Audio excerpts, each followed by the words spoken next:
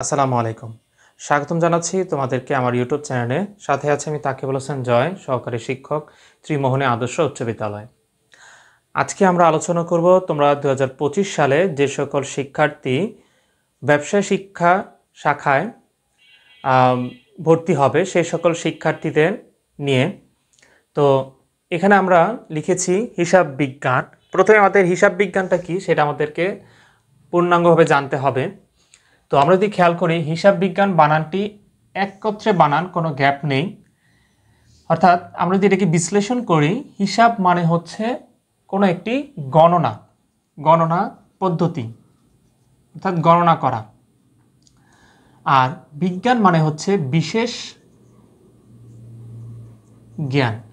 তার মানে আমরা বিশেষ জ্ঞান অনুসরণ করে মানে পদ্ধতিতে যদি আমরা কোনো গণনা কার্য সম্পাদন করে থাকি তাহলে সেটি হবে আমার হিসাব বিজ্ঞান। তো হিসাব বিজ্ঞানে এখানে আমরা যদি প্রথমেই একদম ধারণা নিতে চাই, প্রথম যে চ্যাপ্টার আমরা রয়েছে দ্বিতীয় চ্যাপ্টার, সেটি হচ্ছে লেনদেন। তো লেনদেন বলতে এখান থেকে তোমাদের ম্যাথ শুরু। তো লেনদেন বলতে আমরা সাধারণত বুঝি হস্তান্তর করা, অর্থাৎ একটি পণ্য আরেকজন ব্যক্তির কাছে হস্তান্তর করা, এটি হচ্ছে লেনদেন। মানে তোমরা যদি ক্লাসে একটি বই তোমার বন্ধুকে দাও তাহলে এটা হবে লেনদেন, কারণ তুমি তাকে একটি বই দিলে, তাহলে তোমাদের মধ্যে একটি কার্যক্রম সম্পন্ন হলো, তাহলে এটি হচ্ছে লেনদেন। তো হিসাব বিজ্ঞানের ভাষায় লেনদেন হতে গেলে কিছু বৈশিষ্ট্য থাকতে হবে। যেমন 1 নম্বরে যদি আমরা বলি যে হিসাব বিজ্ঞান হতে হলে, অর্থাৎ হিসাব বিজ্ঞানের ভাষায় লেনদেন হতে হলে অর্থের দ্বারা পরিমাপযোগ্য হতে হবে। অর্থের দ্বারা পরিমাপযোগ্য, অর্থাৎ তুমি যদি তোমার বন্ধুকে একটি বই দাও তাহলে সেটি হয়তো একটি ঘটনা বা লেনদেন হতে পারে, কিন্তু এ দ্বারা কোনো অর্থের পরিমাপ হবে না। যদি তুমি তোমার পঠিত বইটি তার নিকট বিক্রি করো তাহলে অবশ্যই তুমি তার থেকে অর্থ পাবে, তখন এটি হবে লেনদেন। কিন্তু অর্থের দ্বারা যদি পরিমাপযোগ্য না হয় তাহলে সেটিকে আমরা লেনদেন বলতে পারবো না। 2 নম্বর যদি বলি তাহলে এই অর্থের দ্বারা পরিমাপযোগ্য হলেই হবে না, এটি অবশ্যই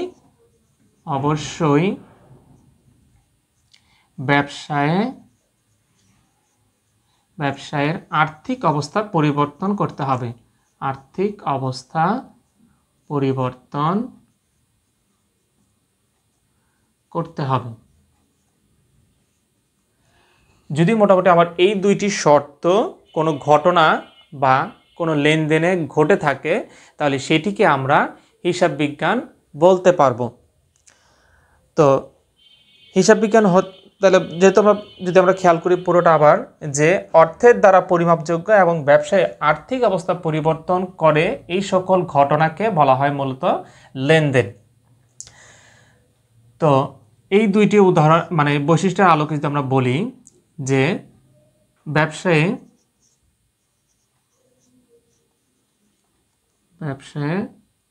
পণ্য ক্রয়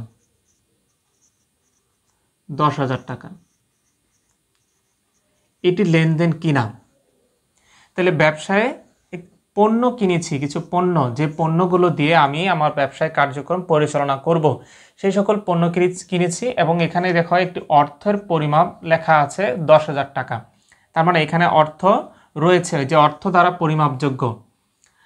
এবং এই যে যদি পণ্য ক্রয় করি তাহলে এটি কি করব, ব্যবসায়ের আমার চলে আসবে, তাহলে আমার এক হিসাবে পণ্য আমার ব্যবসায় ইন করবে এবং আমার ব্যবসায় থেকে যে নগদ টাকা ছিল, যদি আমি নগদ টাকার বিনিময় ক্রয় করি তাহলে সেটি আমার নগদ টাকা আউট হয়ে গেছে, মানে চলে গেছে, তাহলে এটি হবে লেনদেন।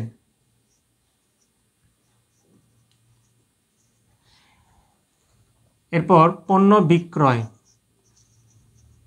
এই যে তৈরিকৃত পণ্য আমি 5,000 টাকার পণ্য আমি এখান থেকে বিক্রি করে দিলাম, তাহলে পণ্য বিক্রি করলে যদি আমি নগদ টাকার বিনিময়ে পণ্য অন্য কোনো ব্যক্তির কাছে বিক্রয় করি তাহলে সেটি হবে আমার, সেখান থেকে আমি নগদ টাকা পাবো, আর আমার থেকে যে তৈরিকৃত পণ্যটা সেটা চলে যাবে।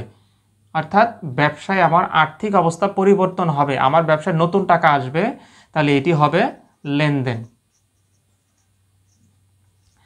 এখন যদি বলা হয় যে পণ্য ক্রয়ের ফরমায়েশ প্রদান।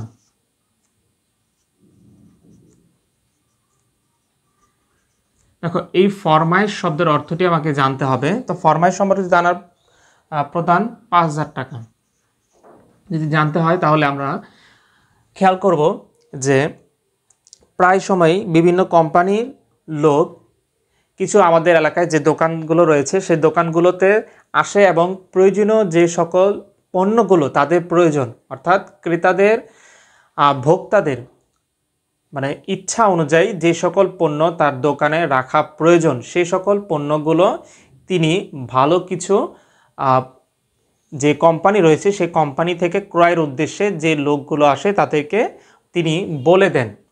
তার মানে ফরমায়েশ এক কথায় আমরা বলতে পারি আদেশ প্রদান করা। ফরমায়েশ মানে হচ্ছে আদেশ।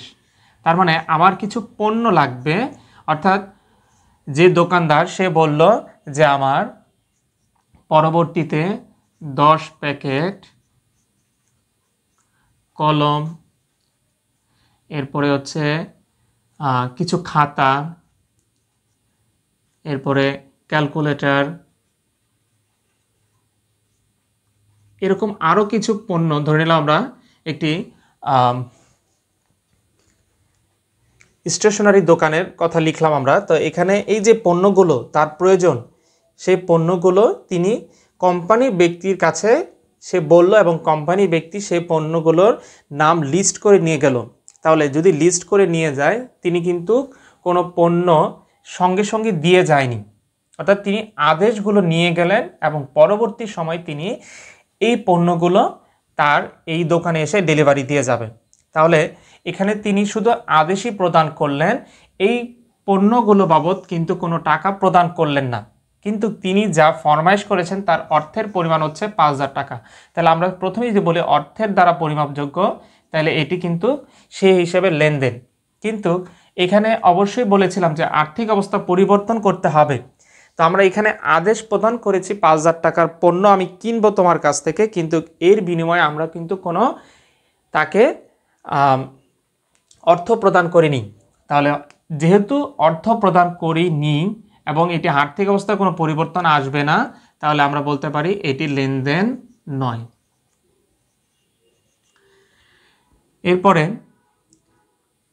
10,000 টাকা বেতনে একজন ম্যানেজার নিয়োগ দেওয়া হলো।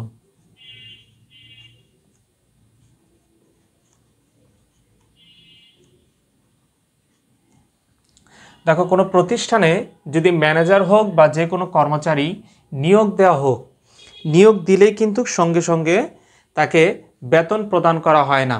অর্থাৎ যদি কোনো প্রতিষ্ঠানে কোনো কর্মচারী নিয়োগ দেওয়া হয়, নিয়োগ দেওয়ার পরিপ্রেক্ষিতে কিন্তু তাকে ধরো 1 ফেব্রুয়ারি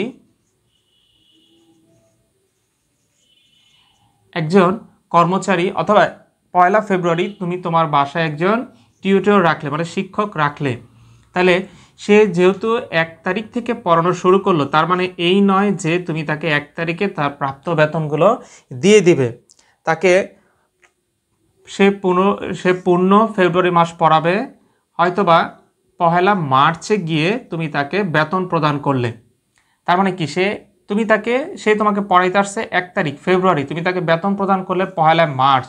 তাহলে আর্থিক লেনদেনটা কিন্তু যখন সে তোমাকে পড়ানোর জন্য নির্দিষ্ট একটি ফি নেবে, সেই ফিটা নির্ধারিত হয়েছে 1 ফেব্রুয়ারিতে, কিন্তু সেই ফিটি প্রদান করা হলো 1 মার্চে। তাহলে বলতে হবে 1 ফেব্রুয়ারিতে নিয়োগ দেওয়ার ফলে কোনো লেনদেন হয়নি, 1 মার্চে গিয়ে তাকে যখন বেতন প্রদান করা হবে তখন সেটি হবে লেনদেন। অর্থাৎ লেনদেন কোনগুলো সেগুলো জানার জন্য অবশ্যই আমাকে এই দুটি শর্ত মনে রাখতে হবে। একটি হচ্ছে অর্থের দ্বারা পরিমাপযোগ্য এবং দ্বিতীয়টি হচ্ছে এই অর্থ অবশ্যই আমার ব্যবসায় আর্থিক অবস্থা পরিবর্তন করবে। হয় সেই টাকাটি আমার ব্যবসায় প্রতিষ্ঠানে আসবে, না হয় প্রতিষ্ঠানে আসবে না। তাহলে দেখো এই যে 10,000 টাকার একজন ম্যানেজার যে নিয়োগ দিছে, তো নিয়োগ দেওয়ার ফলে কোনো লেনদেন আর্থিক ব্যবসা আর্থিক অবস্থা পরিবর্তন হয়নি, যখন বেতন প্রদান করা হবে তখন এটি হবে লেনদেন। এরপর আমরা যদি আবার লিখি যে মালিকের ছেলের স্কুলের বেতন প্রদান 5,000 টাকা। এখন অর্থাৎ এই কোম্পানির মালিক সে তার নিজের ছেলে স্কুলের বেতন প্রদান করেছে 5,000 টাকা। তাহলে এটি কি লেনদেন হবে কিনা? এই যে বেতন প্রদান করেছে তার মানে কি বেতন দিয়ে দিয়েছে 5,000 টাকা, তাহলে সেই দিক থেকে এটা অর্থের পরিমাপযোগ্য।